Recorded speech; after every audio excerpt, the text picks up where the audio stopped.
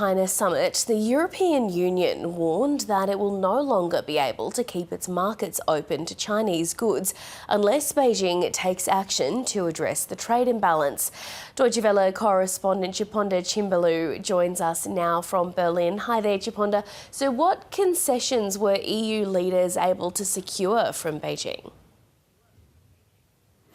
Well, Melissa, EU leaders won't be coming back empty-handed, but the trip couldn't be considered a big success either.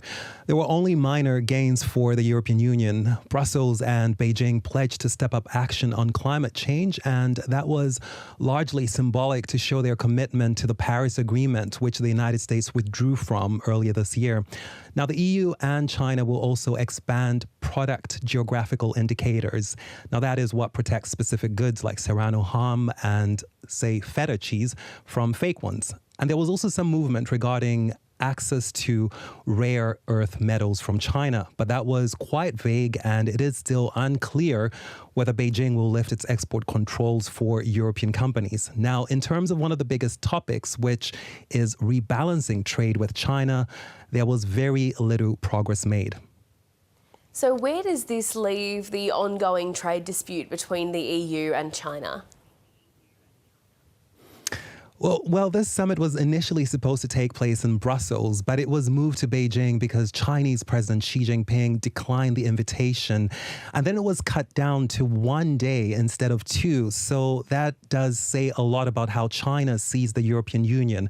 Now, Brussels, of course, wants European businesses to have the same level of market access in China as Chinese businesses have here in Europe.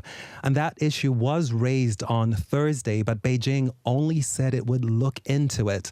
Beijing sees its 300 billion euro trade surplus with the European Union as an issue that is linked to China's production overcapacity and innovation rather than a market access issue for European companies. And now here in Europe, there are also fears that with Chinese businesses facing higher tariffs in the United States, Europe is more likely to become a dumping ground for cheap Chinese goods.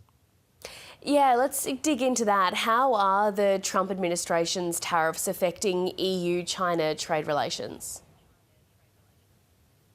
Well, that really depends on where you look in Europe. While there are some EU countries that are pushing for decoupling from China, like Germany, Spain, for instance, has been pushing for closer trade ties amid the trade conflict with the United States.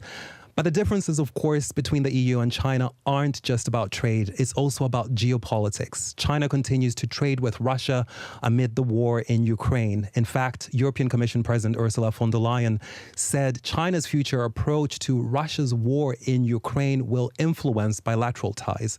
So the Trump administration's tariffs haven't really brought Beijing and Brussels closer, but they have also kind of contributed to making an already difficult relationship even more complicated. All right, Deutsche Welle correspondent Chiponda Chimbelu there in Berlin for us. Thank you.